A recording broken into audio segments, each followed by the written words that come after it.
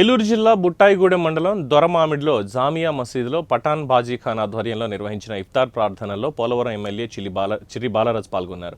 ముస్లిం సోదరులకు రంజాన్ శుభాకాంక్షలు తెలియజేసిన ఆయన వారి సమస్యలను అడిగి తెలుసుకుని రాతపూర్వకంగా తెలియజేస్తే తప్పక పరిష్కరిస్తామని హామీ ఇచ్చారు.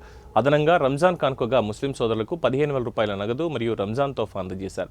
ఈ కార్యక్రమంలో జనసేన పార్టీ జిల్లా ప్రధాన కార్యదర్శి కరాటం సాయి, మండల అధ్యక్షులు మెట్ల బుచ్చిరాజు, జిల్లా సంయుక్త కార్యదర్శి పాదం కృష్ణ, ఎన్డీఏ కూటమి నాయకులు, ఇతర ప్రజాప్రతినిధులు, కార్యకర్తలు, ముస్లిం మత పెద్దలు పాల్గొన్నారు.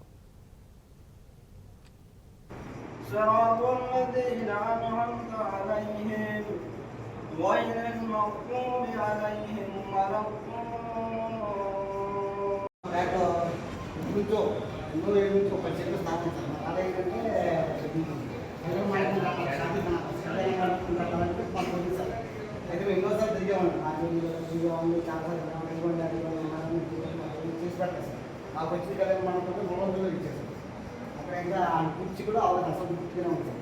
అవన్నీ పోయి పని ఆయన తీసుకొచ్చేసి ఇస్తాం సార్.